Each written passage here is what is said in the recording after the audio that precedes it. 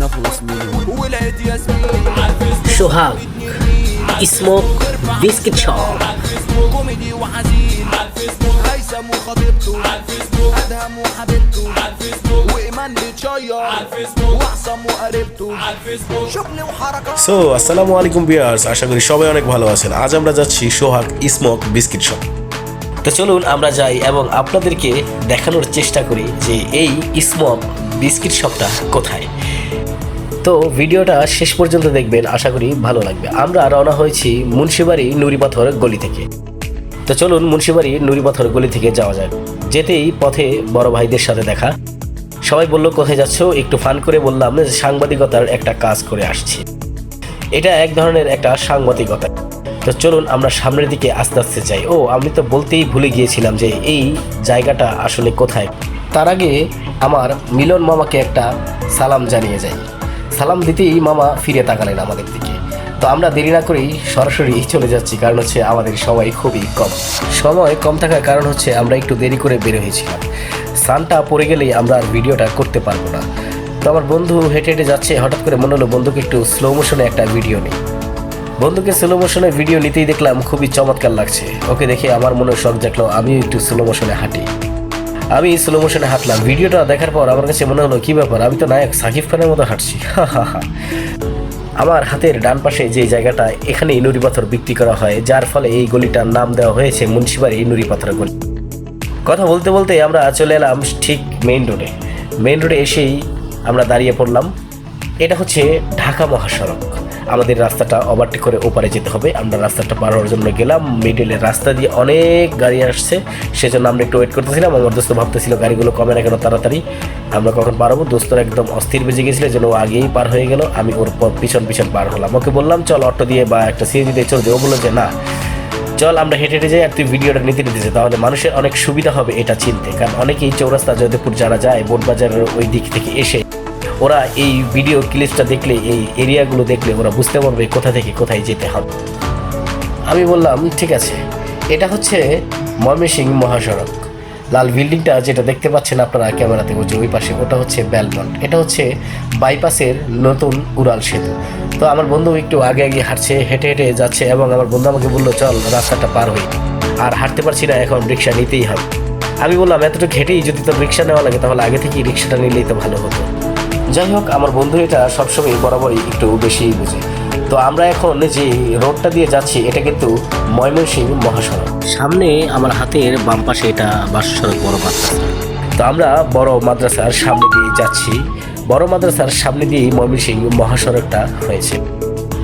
আমার এত সহজভাবে বলার কারণ হচ্ছে আপনারা যেন খুব সহজেই চিনতে পারেন এই সোহাগ স্মোক বিস্কিট শপটা কোথায়। তো আমরা দেখতে দেখতেই চলে এসেছি বাইপাসে। এই যে বাইপাসের মোড়ে আমরা চলে এসেছি। এখনই আমরা রিক্সা থেকে নামবো। আমি ভিডিওটাকে একটু স্লো করে দিলাম আপনাদের সুবিধার ক্ষেত্রে, যেন আপনারা দেখে চিনতে পারেন। আমি বাইপাস থেকে টাঙ্গাইলের রোডে যাব। এটা হচ্ছে বাইপাস। বাইপাসে এসেই আপনারা সরাসরি টাঙ্গাইলের রোডে ঢুকে যাবেন। আমাদেরকে একটু সামনের দিকে হাঁটতে হবে, কারণ হচ্ছে এখানে কোনো অটো পুলিশ থাকতে দেয় না। অটোগুলো যদি আমরা পাই তাহলে সামনে থেকে পাবো, আর অটো যদি না পাই তাহলে সিএনজি করে যাব। আপনারা চাইলে বাসেও যেতে পারবেন, তবে বাসে গেলে নাওজোর বাস স্ট্যান্ডে নেমে যাবে। বাসে গেলে 10 টাকা ভাড়া, অটোতে গেলেও 10 টাকা ভাড়া প্রতিজন, এবং সিএনজিতে যদি যান তাহলে হয়তো বা 20 টাকা নিতে পারে, যদিও আমি শিওর জানি না। তো আমরা হাঁটতে হাঁটতে দেখলাম মোটামুটি অনেকটা দূরেই অটো ঘুরছে। আমার বন্ধু আমাকে বললো ওখানেই অটো পাওয়া যেতে পারে। এর মধ্যেই দেখলাম কাঁচা আম। আম দেখে একদম জিভে পানি চলে আসলো। সাথে সাথেই এক প্যাকেট আম নিয়ে নিলাম। বন্ধুকে বললাম, বন্ধু বললো ও খাবে না, ওর প্রেশার নাকি লো। ও প্রেশার লো এই কথা বলে কিন্তু প্যাকেটটা আগে ও হাতে নিয়ে একটা আম খেয়ে নিয়েছে। অবশ্য একটা খাওয়ার পর আমাকে দিয়েছে, এরপর আর ও খাইনি। তো আমরা কথা বলতে বলতেই পেয়ে গেলাম সেই অটোটা। অটোতে উঠে গেলাম। উঠে আমরা যাচ্ছি এখন সেই নাওজোর সোহাগ স্মোক বিস্কিট শপে।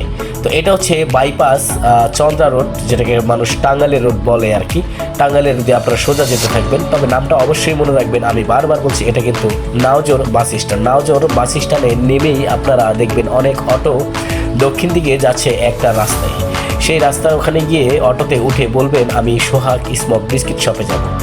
তাহলেই আপনাকে অটোওয়ালা মামা সেই সোহাগ স্মোক বিস্কিট শপের সামনে একদম নামিয়ে দিবে। যেখানে নামিয়ে দিবে সেখানে নামলেই আপনি বুঝতে পারবেন দোকানটা দেখেই যে এটাই সোহাগ স্মোক বিস্কিট শপ। কারণ হচ্ছে সেখানে মাত্র একটি দোকানই আছে। সেখানে আছে বলতে আরও আশেপাশে কোথাও আছে কিনা আমি জানি না, আমার জানা নেই, মনে হয় না যে গাজীপুরের মধ্যে কোথাও আছে। তো আমরা দেখতে দেখতে চলে এলাম সেই নাওজোর এলাকায়। আমরা এখন অটো থেকে নামবো। এই যে দেখেন এটা হচ্ছে নাওজোর এলাকা। আমি নেমে আপনাদেরকে একটু দেখাবো যে নাওজোর এলাকাটা। এটা হচ্ছে নাওজোরের বাস স্ট্যান্ড। হ্যাঁ, এটা হচ্ছে নাওজোরের বাস স্ট্যান্ড। আপনারা দেখেন এই যে এদিক দিয়ে আমরা আসলাম টাঙ্গাইলের। এই নাওজোর বাস স্ট্যান্ড নেমেই দক্ষিণ দিকে একটাই রাস্তা গিয়েছে, যেখানে যে কোনো অটোওয়ালাকে বললেই আপনাকে সোহাগ স্মোক বিস্কিট শপে নিয়ে যাবে।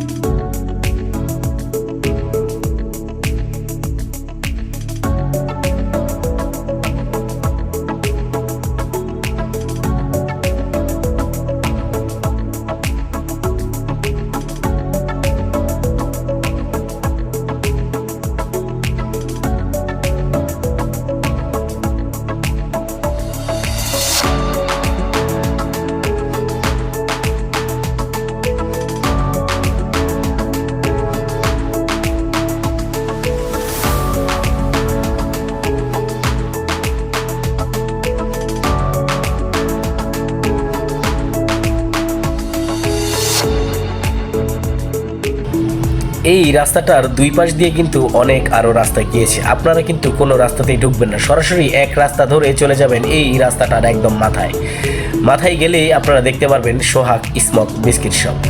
অবশ্যই আপনারা এই রাস্তা দিয়ে যাওয়ার সময় ডান পাশে বাম পাশে হরেক রকমের দোকানগুলো দেখতে পাবেন। আপনাদের বাচ্চাদেরকে যদি নিয়ে যান, বাচ্চাদের খেলনা জাতীয় যে জিনিসগুলো, তারপর খাবারের অনেক আইটেম, এগুলো আপনারা এখানে পেয়ে যাবেন। তবে খুবই মনোরম এবং অনেক মানুষজন আসে এখানে। এই জায়গাটা আসলে অনেক ভালো। আমরা এসে আসলে ফিল করেছি অনেক বাতাস এখানে। তো দেখতে দেখতে কথা বলতে বলতে আমরা চলে এলাম সেই সোহাগ স্মোক বিস্কিট শপে। এই হচ্ছে আমাদের কাঙ্ক্ষিত সেই সোহাগ স্মোক বিস্কিট শপ। দেখতে পাচ্ছেন সোহাগ ভিতরেই আছেন উনি। আজকে নতুন দোকানটা এখানে দিয়েছেন। সো ফার্স্ট ব্লগার আমরাই করছি সোহাগ স্মোক বিস্কিট শপের এটা।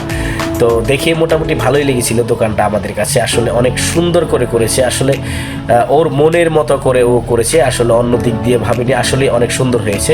তো আমরা আসলে দোয়া করি যেন ওর এই ব্যবসাটা খুবই ভালো চলে এবং ও যেন এই ব্যবসাটা দিয়েই প্রতিষ্ঠিত হতে পারে। ও এর আগেও অনেক ব্যবসা করেছে, যে ব্যবসাগুলোতে ওর খুব বেশি একটা লাভবান হয়নি। তবে আশা করি এই ব্যবসাটা দিয়ে ও অনেক লাভবান হবে ইনশাআল্লাহ। তো দেখলাম হঠাৎ করে মাসুম কাকা ভিতরে আসলো। ক্যামেরা দেখতেই উনি ভিতরে এসে ক্যামেরার সামনে আসবে, কি একটা ভাব, উনি দোকানের ভিতরে থাকবে, এইরকম একটা ব্যাপার। কাকা তো মানে কাজে খুব ব্যস্ত হয়ে গেল। হ্যাঁ, এই কাকা হচ্ছে এই সোহাগের বড় ভাই। সোহাগও আমার কাকাই হয়। সোহাগকে আমি কাকা বলে রাখি, তবে আমরা খুবই বন্ধুর মতো।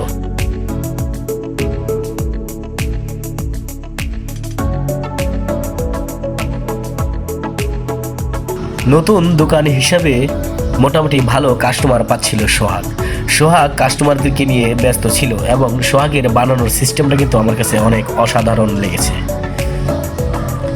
বানিয়ে কাঠি দিয়ে টিস্যু দিয়ে দিল। এবার দেখেন মুখে দিতেই কিভাবে ধোঁয়া বের হয় মুখ দিয়ে।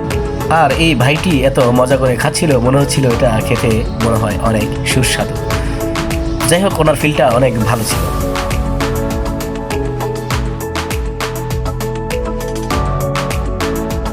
চমৎকার হাসি খুশির মধ্যেই ছিলেন আমাদের সোহাগ। আমার বন্ধু ইসমাইল নিয়ে নিল একটা, নিয়ে খাওয়া শুরু করে দিল। আমি তো দেখে অবাক হয়ে গেলাম।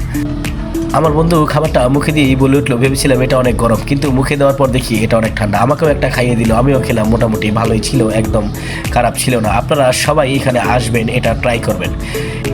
এটা আসলেই শখের একটা খাবার। এটা কিন্তু মানুষ আসলেই শখ করেই খায়, পেট ভরার জন্য না। যদিও এটা খেলে আপনার পেট ভরবে না, কিন্তু এটা খেয়ে আপনি অনেক ধরনের টিকটক তৈরি করতে পারবেন।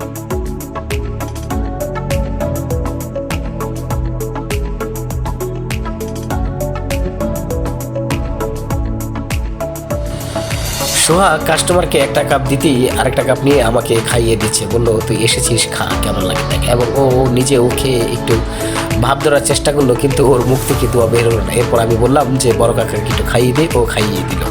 আমাকেও আরেকটা খাইয়ে দিল। আমি কিন্তু ফিল পেয়েছিলাম, মানে আমাকে দেখে মনে হচ্ছে আমি যেন গরুর গোস্ত দিয়ে পোলাও কুমড়া খাচ্ছি, এরকম একটা বিষয় আর কি।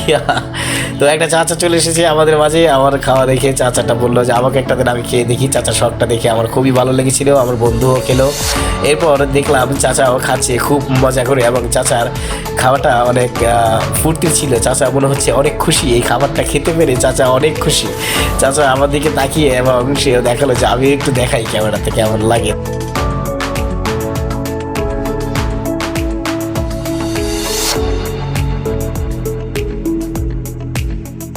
কথা বলতে বলতে চলে এলাম ভিডিওর শেষ পর্যায়ে। আমি শেষ পর্যায়ে দোকানের ভিতরে ঢুকে একটু ভাবটা পেলাম। আপনারা এখানে সবাই আসবেন, আশা করি আপনাদের ভালো লাগবে। আমি এই জায়গাটার নাম আবারও বলে দিচ্ছি, এটা গাজীপুরের নাওজর এলাকায় ভাঙা ব্রিজের একদম শেষ মাথায় আসলেই আপনারা পেয়ে যাবেন সোহাগ স্মোক বিস্কিট শপ। তো আজকের ভিডিওটা এই পর্যন্তই। সবাই ভালো থাকবেন, সুস্থ থাকবেন, দেখা হবে, কথা হবে পরবর্তী কোনো ভিডিওতে। আজ এই পর্যন্তই, আল্লাহ হাফেজ।